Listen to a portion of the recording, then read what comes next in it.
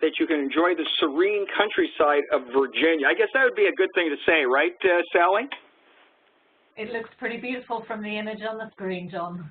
There you go. So, and by the way, everyone, as I mentioned, we're joined by Sally Hughes, who is the CEO of IACCM, and we've known each other a little while now, but to give you a little bit of background, I'm going to pass my bio and just go to you. You're recently appointed within the last 6 months or year, if I'm not mistaken, as the CEO, Chief Executive Officer for the association.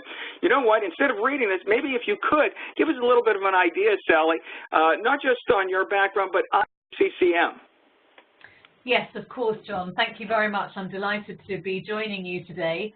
And yes, I was just appointed Chief Executive Officer back in January of this year. So I'm still, to a large extent, finding my feet, but I have been with IACCM now for over 4 years. The IACCM, for those of you who don't know, is the International Association for Contract and Commercial Management. And we are a global non-profit association with a mission to improve the quality and integrity of trading relationships worldwide. It's a noble mission, but one that we're very passionate about. And we achieve it in various ways, including through research and through training and advisory services, amongst others. My background, as the slide shows, is that I trained as a lawyer originally, but I never really practiced in the field of law at the time. It really didn't light my fire. And so I found myself working in departments in major corporates, particularly in the IT and telecom industry, and I rather fell into the world of commercial and contracts, which I think is not an uncommon situation. But having spent some time in the corporate world, I then set up my own business supporting largely small to medium enterprise who were really struggling to drive efficiency in their own contracting practices. And then I joined IACCM back in 2014.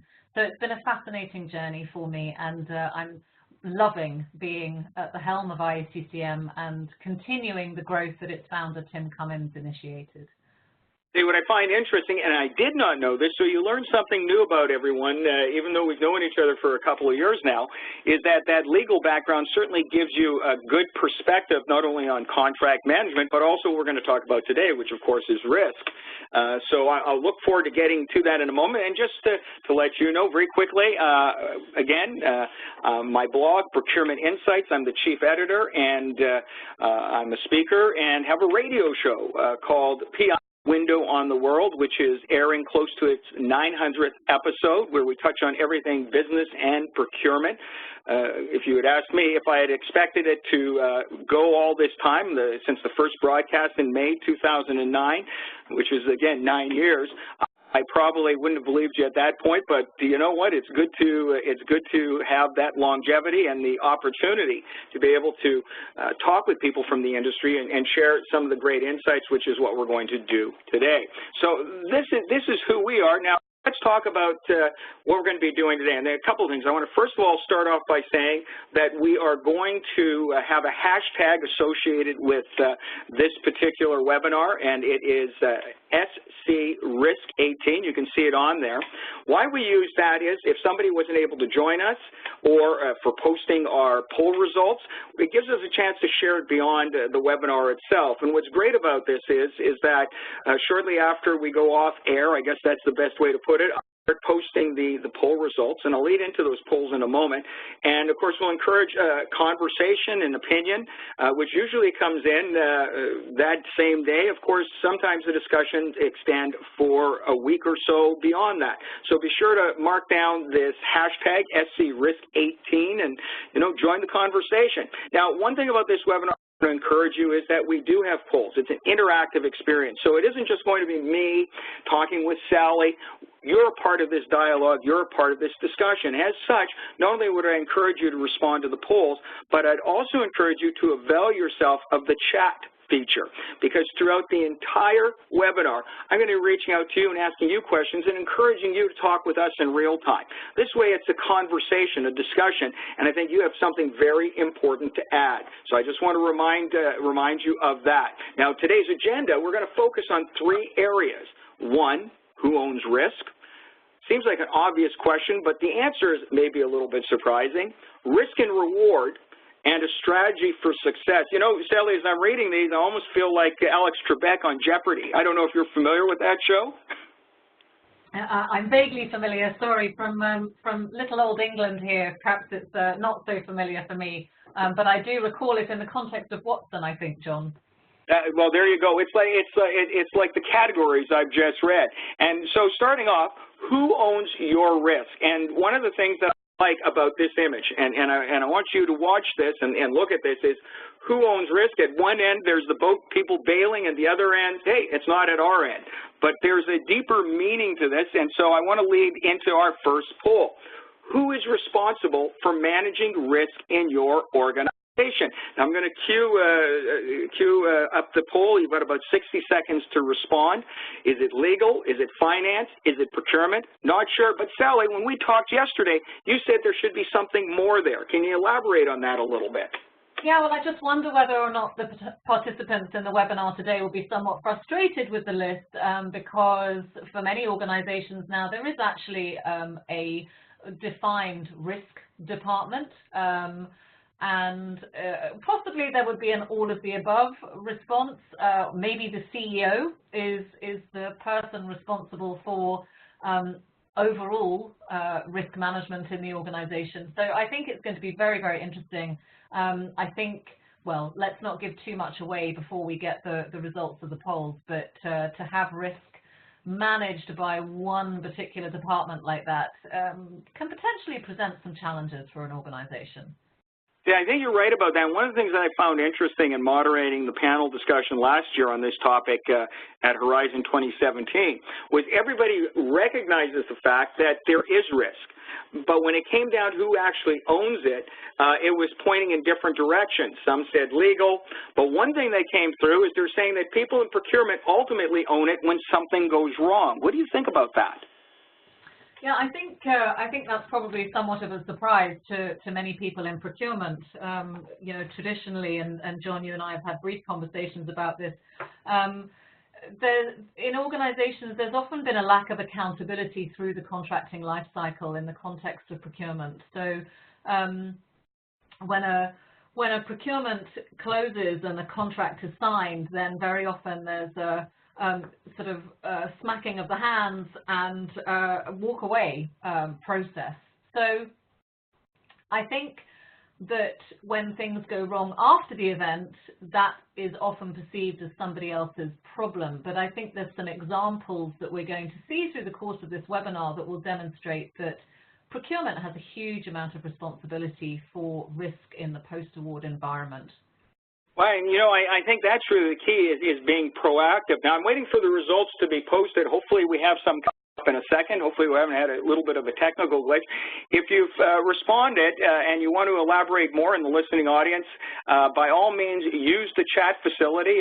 Monitoring it, and you can, of course, share some comments or thoughts as to who you believe or why you selected the answer that you did. Now, with regards to the results, I'll give it another 10 seconds to be posted, and if they don't come, we'll move on and revisit this again. Now, you know, one of the things you mentioned, Sally, is that, and if I'm not mistaken, the belief is if you assign it to one area in particular, you know, it's really everybody's problem to a certain degree. I mean, is it safe to say that there has to be a collaborative approach to this? Absolutely, John. It's essential. Obviously, if you're working in the legal department, you will have a view on risk. Lawyers and the legal department are traditionally very risk averse, which is understandable, and it's very much part of their training, as I experienced. But I think that there will be a focus, and in the same way as there would be for finance, finance wouldn't look at risk in the same way as legal. So it talks to the real need to ensure that there's great stakeholder engagement and proper collaboration, proper understanding of different departments' view of what risk is presented to an organization. All right. Well, you know what I'll do is I'm still waiting to see some results. We're going to move ahead. Maybe there's a little glitch and we'll get by that, but let me jump ahead. in terms of this, because I think what we're going to find out, and this is a true or false statement on here, and I want to read the whole thing, but what they're saying is firms with international supply chains and sanctions, export controls, all these elements require organizations to develop and implement a compliance program tailored to the special risks associated with their supply chain and operations. So, I mean, if you look at that, Sally, what do you say? Is that a true or false statement? I think it could be either or, John, and I'm going to explain to you why I say that. I think that the word compliance always worries me. Compliance is obviously important, and there are some essential elements that organizations need to understand. Things like child labor. Increasingly, we're talking about GDPR. That's on the top of everybody's agenda right now. What does that mean? How do we comply with those laws and regulations? So there are some that are essential, but what worries me with compliance often is that compliance is put in for the sake of compliance, and individuals and departments within an organization will do everything they possibly can to work around that. So there's an either or there, but here we go. It's true because, John. It is essential that companies do develop and implement a compliance program. I don't think anybody argues with that, and it makes sense to be able to do that. On the other side, though, and this is maybe where you said, Sally, it's a little bit of both. It's false because, and this is the key, I've highlighted the key statements, and this comes from a Can You Assess and Manage Your Organizational Risk study from July 2017. Few individuals tasked with risk management, internal audit, or compliance duties do this without input from the business. So, you know, going back to what you said, legal has a whole different agenda or focus than procurement. And so if you have these different departments who have different goals or different objectives that are not aligned with one another, having just one of them involved in the process can ultimately lead to what I'll call unintended consequences. And I mean, that's really the whole part of collaboration internally. So risk isn't really the venue or concern of just one area of business, but is it safe to say it is with all areas of the business? Yeah, John, I think that's absolutely right. And as we've highlighted, one particular department will look at certain risks and have a view on certain risk indications, but they will, without collaboration, fail to see many other potential risks that exist. So now if we look, now it's false also, and by the way, going back to that, in terms of that collaboration, that doesn't mean people who wrote or put in legal or finance, I'm sorry we're having a bit of a glitch with getting the information up there, but those who voted for finance or legal, that doesn't mean they're necessarily wrong. But what it means is that it's incomplete, the answer. I mean, that's really the best way to phrase it, correct? Correct, yeah. Absolutely. All right. Now, if you look at it, it's false because procurement is the organizational body that will assume the blame, and this came from the panel discussion as well. So it's incumbent upon procurement to take an active role in understanding risk and creating compliance measures, because ultimately, first of all, is it true that ultimately the outcome, especially, of course, when it's a negative outcome or there's a problem, that lands at the feet of procurement? Is that a true statement that procurement bears the burden of an issue, and if that is indeed the case, I mean, procurement has to become more actively involved then. How would they go about doing that? So that's a two-part question. Is it true that procurement gets blamed when something goes wrong? And if they are, what can they do about it?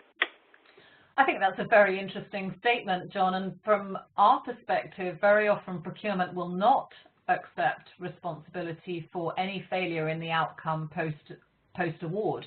If they've achieved savings at the point of contract signature, which is often what they're measured on, then that is the end of the game as far as they are concerned, and it is somebody else's responsibility to assume management of risk mitigation post-award. So the statement that procurement is the organizational body that will assume the blame is an interesting one, because I'm not necessarily sure that traditionally procurement has seen it that way at all.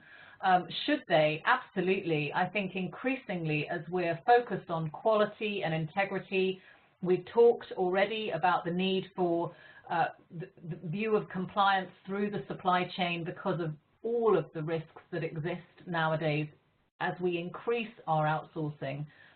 it is absolutely incumbent on the procurement function to ensure that those things have been identified, that they have done their due diligence and ensured supplier integrity prior to contract award. You know, this leads into what we're talking about in the, I guess we'll call it the virtual green room, Sally, is when we said that we're now entering a world of relational reality, that is building and communicating and collaborating within the organization. And, you know, if that doesn't exist, it's false because, again, few individuals who are tasked with risk management, internal audit and compliance duties, get input from the business as a whole. So is that part of where you talk about at IACCM the transformation of businesses to one in which it's relationship-driven versus process or function-driven? I mean, is that really the key part, that even though this is what's happening, is there this recognition that, look, everybody has to come to the table? Yeah, absolutely, John. And one of the pieces of research that IACCM has done, and is quite a famous one for us, is our 10 pitfalls to avoid in contracting. And there's evidence to suggest that organizations can lose up to 9% or more of their annual revenue through poor contracting practices, 10 particular contracting practices, one of which is lack of appropriate stakeholder engagement. I think it's a common problem for organizations. Organizations are very often very siloed, and the stakeholder engagement doesn't happen effectively. Well, here's the interesting point as we look at that. And, you know, there's things that organizations will have to do to get involved. Let me see if we can put a percentage on it, and then what advice can you give people who are involved or watching or attending this webinar in terms of what they can do to change it? I mean, you know, first of all, we need all levels right up through the supervisory level to be involved, which isn't. And so that's part of the problem. But what do you say to procurement professionals? How do they facilitate that? How do they create that kind of, take that first step towards that kind of collaboration? Because let's face it, if you're in an organization where you have the traditional functions, this all may be great information, but what do you do about it? If you recognize there's a problem, you have an idea as to how to fix the problem, but what do you do? Yeah, so I think it's very much about mindset change, John, and there is an increasing recognition that there's very little more that procurement can do to squeeze costs out of the supply base, and we see that in lots of different industries. I'm sure you're in agreement and you understand that point. So now it's about how do you drive value. Now, you can only drive value if you are focused on collaboration, so you're focused on supplier selection and looking for those points of quality and integrity. Procurement needs, and every department in the organization needs to understand their contribution to corporate goals and objectives, and collaboration is very much at the heart of a lot of organizational corporate goals. So it is an essential area for them to understand and embrace. Okay, but let me ask you this, though. You know, and everything you're saying makes great sense. What if you're a procurement professional and you find yourself in a position of saying, yes, you know, you're preaching to the choir, we believe this, but we don't have the infrastructure or the support within our organization to create that kind of cross-enterprise or holistic collaboration. I mean, what should a procurement professional do? I mean, if it's not present, do they look for another company to work with? I mean, like, what do you do if you're in an organization that doesn't recognize that? Yeah, it's very difficult if you don't have leadership, John. If you're fighting an uphill battle and leadership doesn't believe in collaboration and a relational approach to contracting and driving value that way, then that obviously, you know, may well make you step back and say, perhaps this isn't the organization for me. But as an individual, identifying stakeholders around the business and starting to create open communication with those stakeholders should be possible, even without necessarily having great leadership within your own function, if that doesn't exist. And it may exist outside, and it gives you the opportunity to understand whether or not actually you have a champion for this approach to working beyond your own function. Well, you know what, and maybe just to underline, and maybe this is a great thing about this webinar being recorded, and you can share it afterwards, those who are here with us.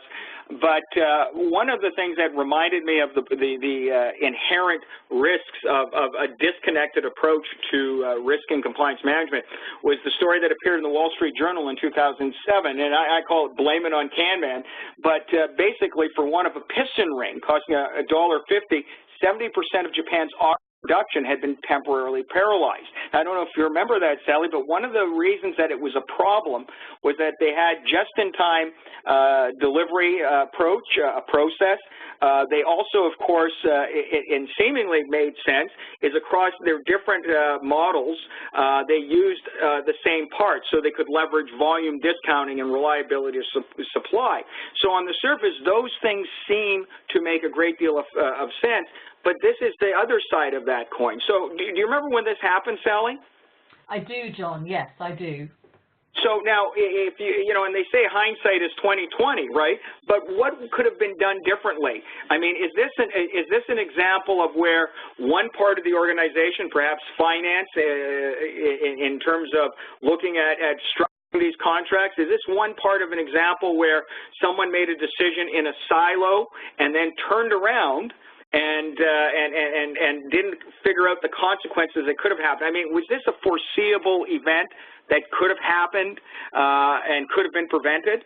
It certainly looks that way, John. It certainly did look that way at the time, that there was a focus here on cost and apparent efficiency, but obviously they hadn't recognized that this approach and no amount of collaboration in this instance would have helped, frankly, but they hadn't mitigated their risk because they were focused very much on a sole source. I think the interesting thing here is Japan doesn't really have a history with contracts. They don't have a long history with contracts at all, and that Wall Street Journal article went on to talk about the familial relationships that it has with its suppliers. The very fact of the matter here is that they hadn't understood the need for backup plans, the need to mitigate their risk by having supply elsewhere. So it's safe to say that, you know, in terms of risk management and compliance management, I want to spend a little bit of time on this before we get into the other areas of risk and reward and those other elements of risk and compliance management. It's safe to say that risk management and compliance comes down to more of being relational within an organization more than it does processes, more than it does technology. I mean, is that a safe thing to say, or am I off base there?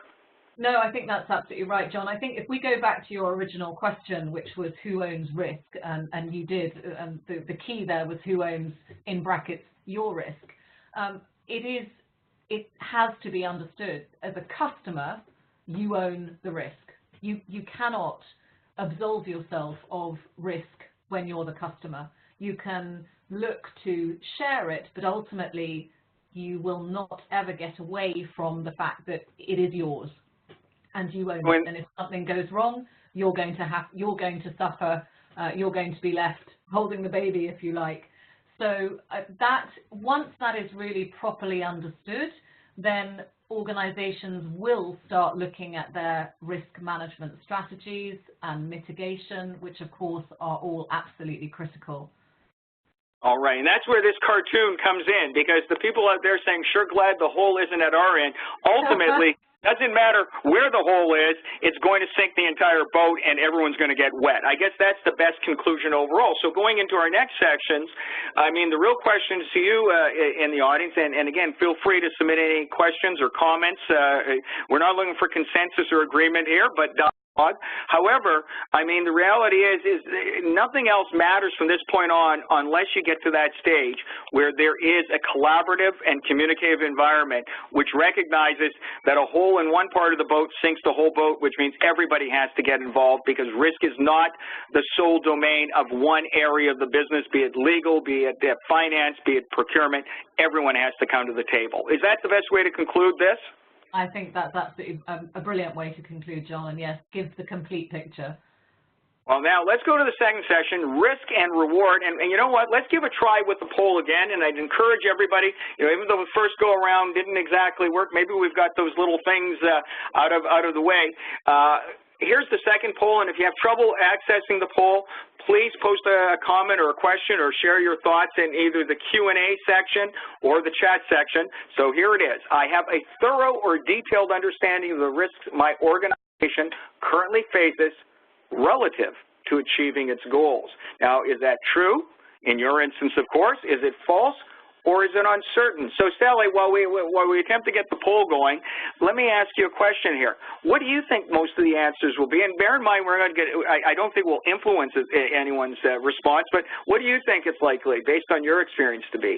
Well, I think what's really interesting about this, John, is based on my experience, most people don't understand what their organizational goals are. I think that is often a major challenge. At IACCM, we go and support our members looking at their contracting processes and throughout the life cycle, so through pre-award and post-award.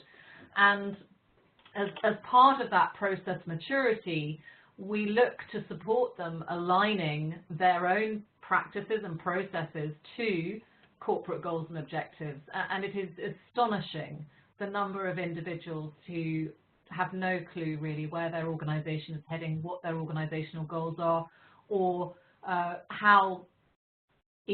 what to align in terms of their own role to those corporate goals. So I'm going to be interested to see what some of the results are. I can see a bar graph coming up this time, John, so hopefully it's going to be working this time. Yes, you know what? It does appear to be, because right now, as it stands, we have 50% who said false. In other words, don't know what the risks are relative to achieving goals. And you know what's interesting, Sally? The falseness, or saying false, is that because they don't understand the risk, or going to what you had said, which I think is a very important point, or they don't understand what it is relative to achieving the organization's goals? I mean, if you don't understand the goals, then how can you assess the risk, correct? Absolutely, and I don't want to presume that those who stated false, that they don't understand their organizational goals, but it may well be that that's the case, and certainly from our experience, that is something that's prevalent in individuals within organizations. You know, this is an interesting thing, and you know, I don't want to spend too much time or digress too far from this, but is it the same mechanisms for sharing and communicating risk? Is it the same breakdown in process, and when I say process, I'm talking about engagement internally?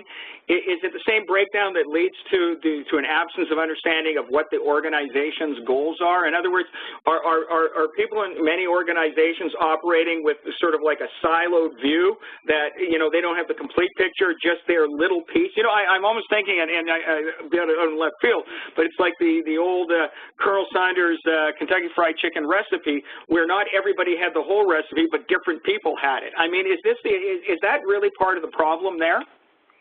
I think it's part of the problem, John. I think that we struggle now to undertake effective communication. I mean, communication is at the heart of all of this. How, as a CEO, are you communicating your organizational goals to your team? That is done in many ways. It can be through a company's website. It historically, and it is continually done through, of course, many organizations' annual reports. But so the information is available to everybody, but it's who chooses to read it and who's engaged enough to read it. And I think that's one of the challenges. So there's culpability on both sides, if you like. So if we look at this now, you know, look at these numbers. So you're not entirely surprised by this? I'm not at all. I would have been shocked if anybody had said true. So. Well, now, you know, one of the interesting things, and, you know, we talk about reward risk. In the article, Can You Assess and Manage Your Organizational Risk, which we referred to earlier by Isaac Clarke, he said understanding organization's mission and objectives is critical to having an effective risk management program. So in other words, the reward is that you can have an effective risk management program, but on the other side, if you look at that and based upon the answer, you know, they want to accomplish, but also what are the risks they're willing to take, and it provides context for risk. So, for example, you know, how do you know a risk is worth taking? How do you know if the risk aligns with what your organization's objectives are if you don't understand the ultimate goal of this? And I guess I'm going to come back to you and ask another tough question is, how do you overcome this? How do you, and again, we have mostly procurement professionals with us, correct?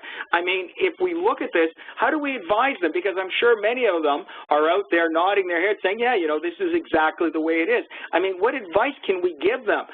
Is it an initiative on the part of procurement to go up to the president of the company or the strategic committee or get involved on that basis to say, look, I want to understand better what my role is and the impact it's having? Because isn't it true, Sally, that procurement has taken on a more strategic importance than in years past, that it's moved from an adjunct to finance and being a transactional element of an enterprise to being a strategic element? I mean, are the doors open? Is there availability of procurement professionals to be able to find out this information and get involved? Absolutely, absolutely, and it is essential that procurement professionals do start to undertake that role and to look more strategically, because as we have spoken about before, John, if all procurement are doing, if all anybody is doing in an organization is ticking a box, then that's going to present challenges to their professional future. So it is absolutely incumbent upon the procurement professional to understand not only understand the corporate goals and objectives, but understand the goals and objectives of the procurement and the ultimate project that they are procuring for in its contribution to those corporate goals and objectives. And through that, they will be able to understand and have discussions with appropriate stakeholders about what risks present themselves and how, importantly, how to mitigate them. Because I think it goes back to the point that if you understand what the risks are and you understand them in the context of goals and objectives, then you can start understanding how you mitigate them. And if you can't mitigate them, then they might be a risk not worth taking. Now, and this is an interesting point, because when you talk about risk and mitigating them, we're not talking about eliminating risk entirely. At least this is what the survey or study said. Risk is an element of every business, and it's not going to go away, so to speak. So if you look at it as that again, you can't eliminate it, but one of the mindsets is how do you approach risk? And this is a funny thing, and I've always heard this, the greater the risk, the greater the reward. And, you know, it's been one of those things that you sort of take as gospel, when in reality that's not true at all, because taking excessive risks and perhaps uninformed risk will lead to huge losses. I don't think anybody would argue with that point. I don't think you would you, Sally? Certainly not, no. That starts to delve into the world of luck, frankly. But it has to be managed, and this is the thing that caught me about this survey, this article by Isaac Clarke, and again, when you get the on-demand version of this, and there'll be the link that's been provided in relation to this article. I mean, it's a discipline to manage the risk so that it's associated with value creation. But then it seems to come back full circle to what we covered in the first section. There is a reward to risk if it's managed effectively, but you can't manage something unless you have a full understanding of what's involved and what it actually means. Correct? That's correct, John. And I think this also goes back to the point that very often we forget how to manage unknown risks. What we often try and do in the procurement and contracting process is to create certainty. And what we need to understand is that's an impossibility. You cannot create certainty. But what you can do is create certainty around how you manage uncertainty and how you manage risks that were frankly unforeseen, because they are an inevitability as well. There are risks that you can foresee and you should foresee, and the Toyota case study is a case in point, but there are others that it's very difficult to foresee, and so you have to think about how you can manage uncertainty in that context. Now, you see, I just wanted to digress a little bit, because here's an interesting point. And again, IACCM, contract management, of course, your legal background. You said something interesting, Sally, is we want to create certainty. I mean, isn't it in our nature that, you know, we go through writing contracts, we go through trying to anticipate every possible situation and scenario and embed that into the contract and then try enforce that. I mean, you know, it's interesting I guess the position you're taking, because it shows a real transformation of what's happening. I mean, a lot of organizations, procurement and legal, look to dot the I's and cross the T's and say we now have certainty, when in reality we don't. So what you really want to create, maybe that goes back to the relational element that you're talking about, what we really want to create is a framework for working together, but we also want to recognize that we can't anticipate everything, so there has to be an element of adaptability to it. I mean, that's the first part. I mean, is that unreasonable?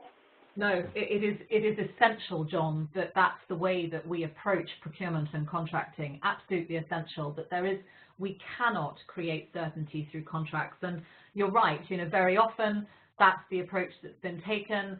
That individuals in that pre-award environment are trying to cross every T and dot every I, and as we've said, create that certainty, and then they believe they've done that, and then they are bemused and befuddled when something goes wrong and actually the contract doesn't help. Or equally, there's the approach of risk allocation. Very often, the lazy approach, if you like, is to say, I don't really know what the risk is, but I tell you what, if I write in a contract that the risk is somebody else's responsibility, then I'm clean and we're okay. But of course, it goes back to the point that we made, that you cannot transfer risk as a customer. It is impossible. You have to assume that that risk stays with you, and you have to manage it effectively. Hey, now, you know, risk allocation, I always refer to it as risk abdication to a degree, perhaps. And it goes back to the very first section we talked about, the image of the boat.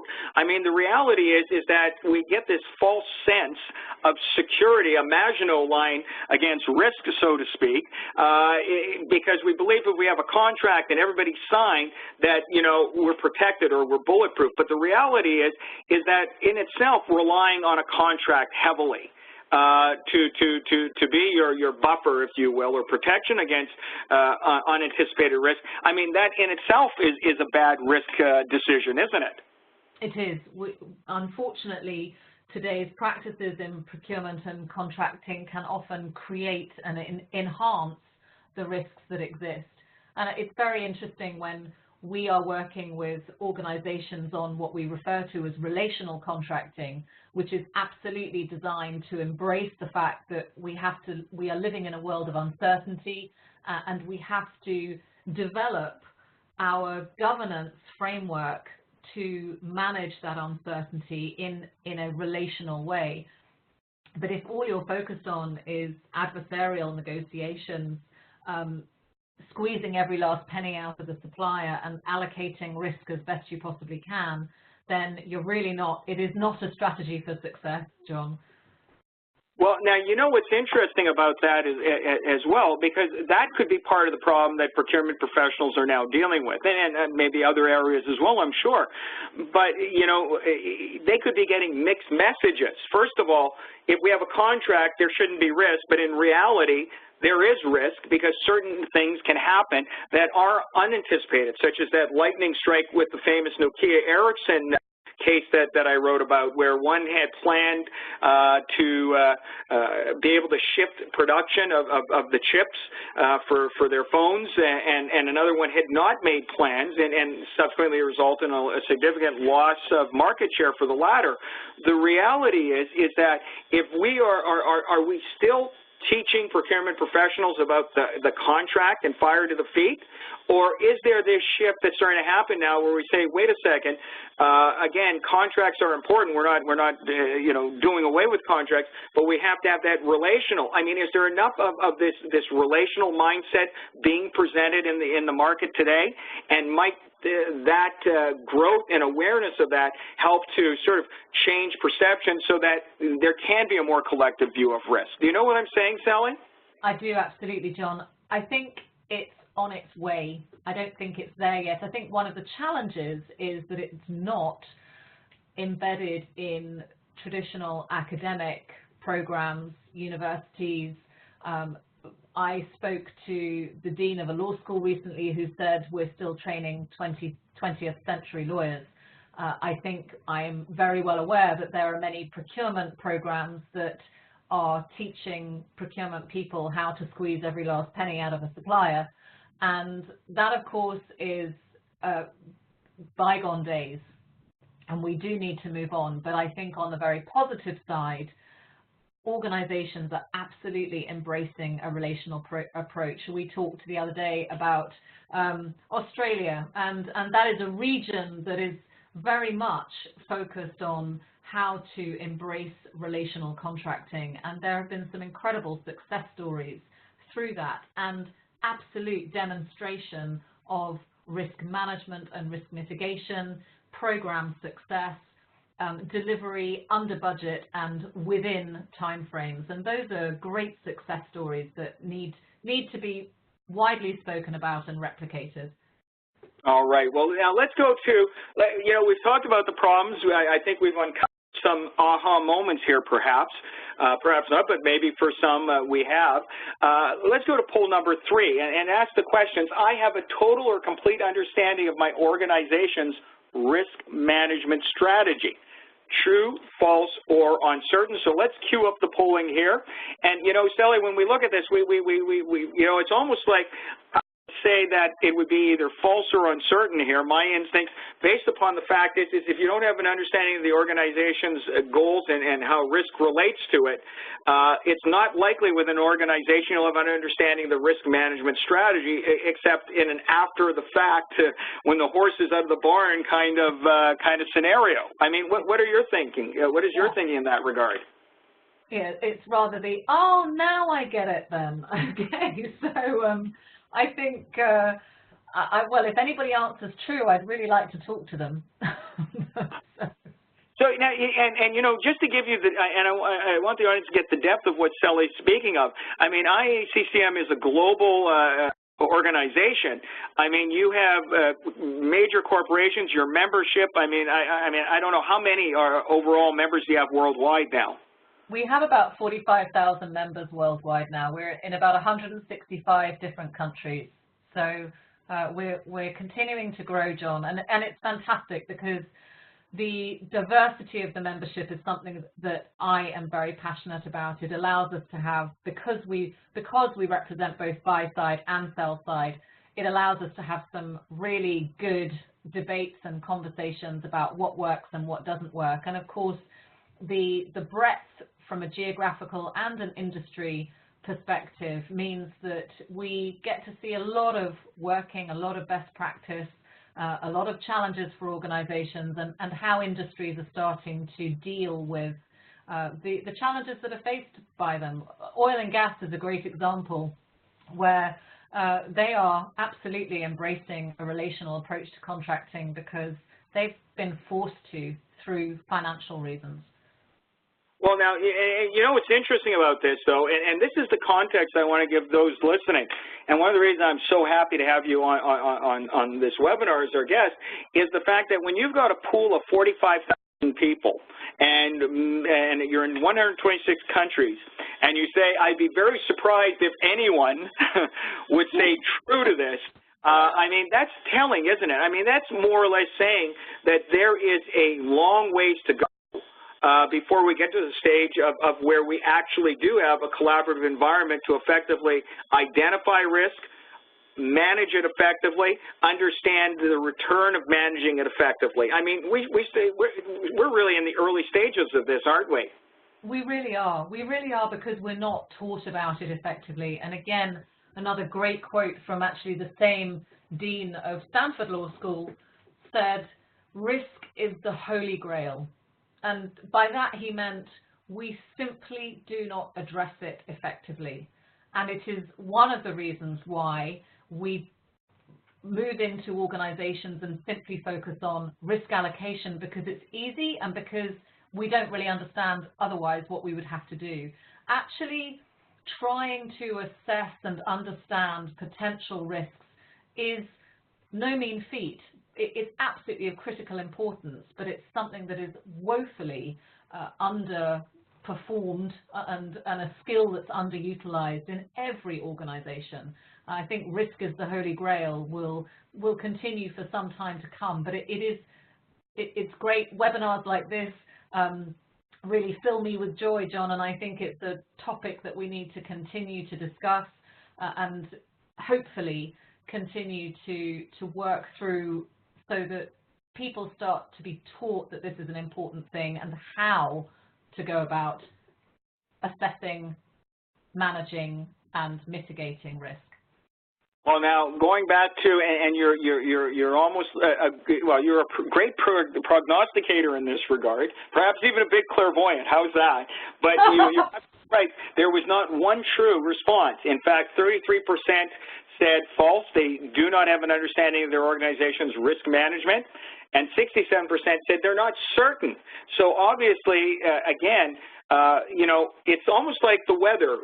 Everyone talks about the weather, but you can't really do anything about it. The same scenario comes to risk. Now, I want to just touch on that case study that I talked about in terms of this. And one thing I want to go into, a famous quote from Louis Pasteur. He said, "In the fields of observation, chance only favors the mind which is prepared."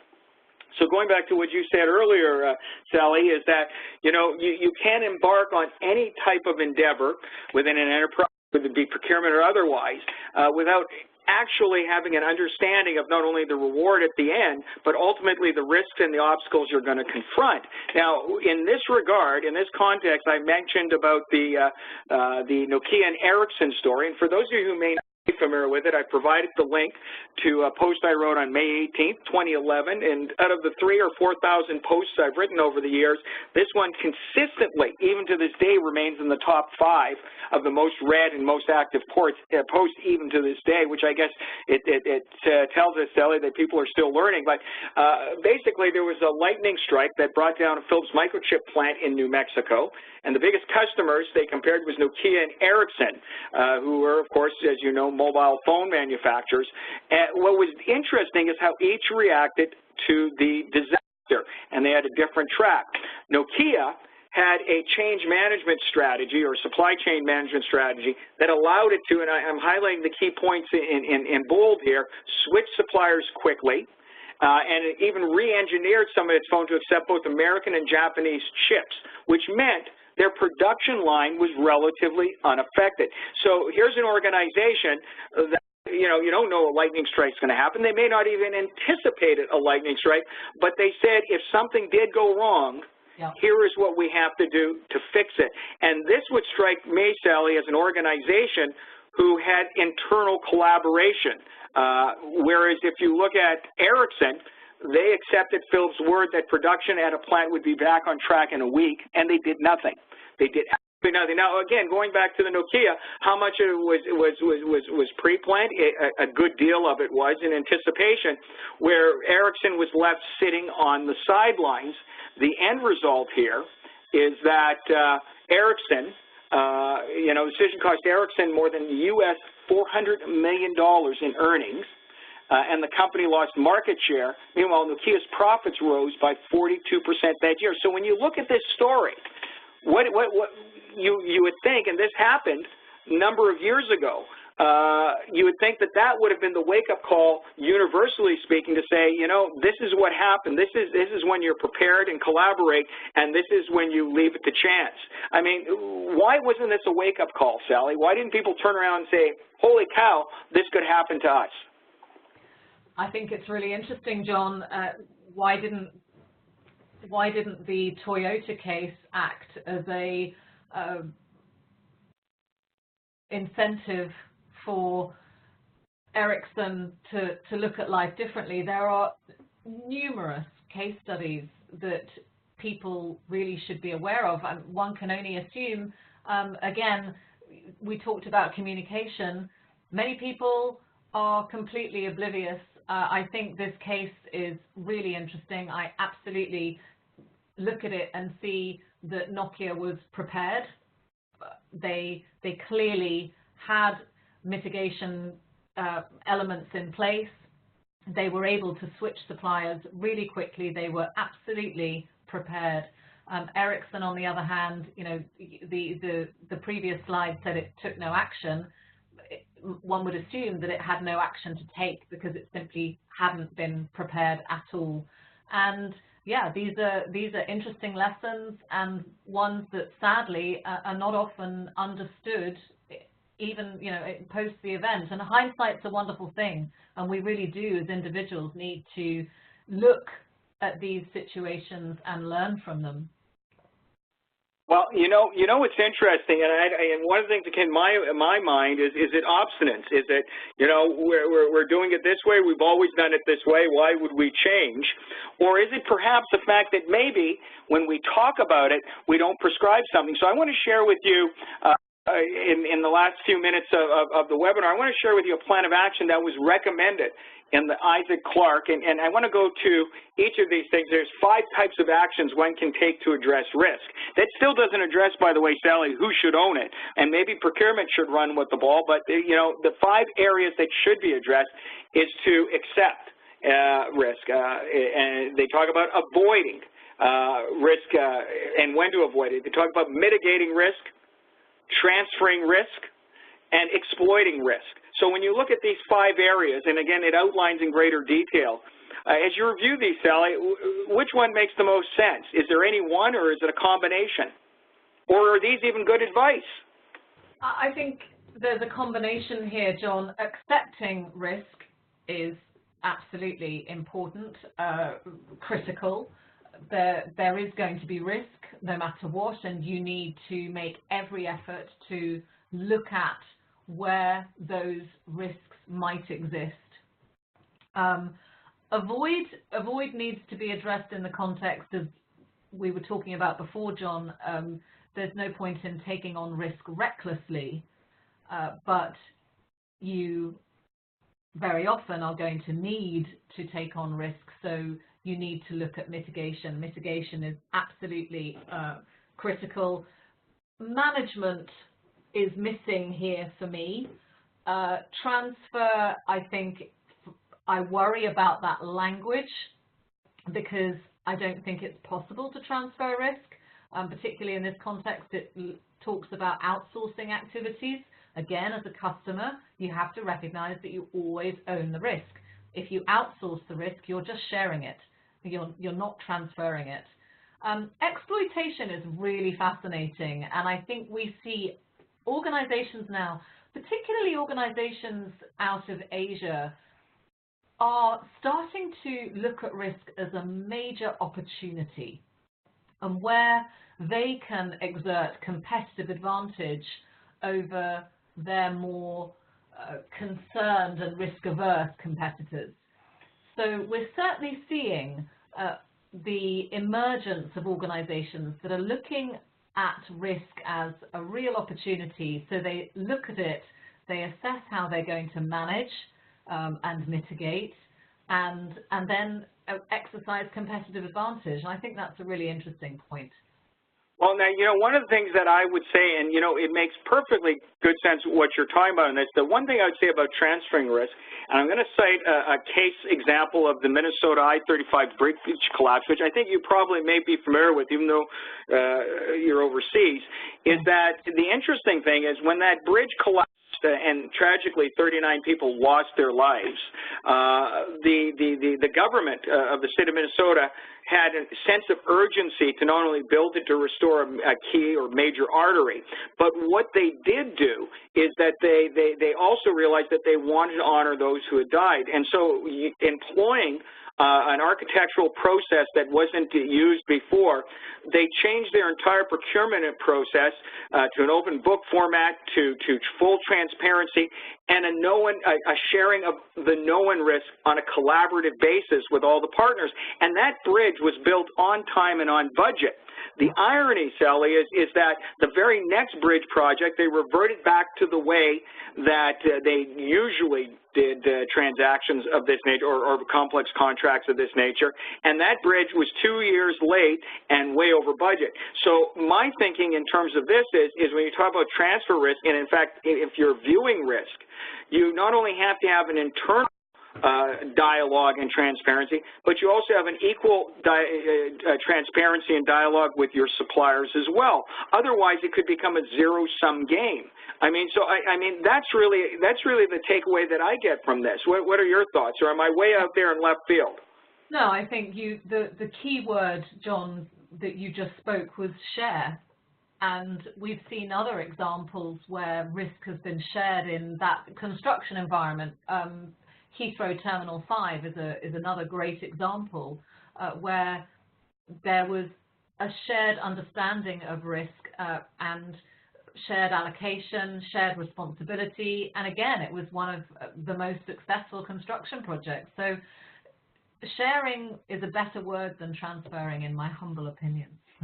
But at the end of the day, the best way to perhaps sum it up is communication and collaboration, realizing that risk belongs to everyone. And I'll go back to that boat cartoon from the earlier stage, because it affects everyone. So you may say that's not my area, that's not my concern, but ultimately we all pay the price for risk. And using the Nokia and the Ericsson example, the impact and the loss of market share certainly had an impact on those organizations. Well, you know what, Sally, I want to thank you today because it's always enjoyable to talk with you and enlightening. And of course, I put at the end of the day, and I encourage you in attendance as you view this, when you get the on-demand, review that list of action items and take into account what Sally had indicated in talking about each of those points, but perhaps use that as a foundation or at least to start the discussion, a discussion point of not only understanding risk within your organization, but the risk and reward elements and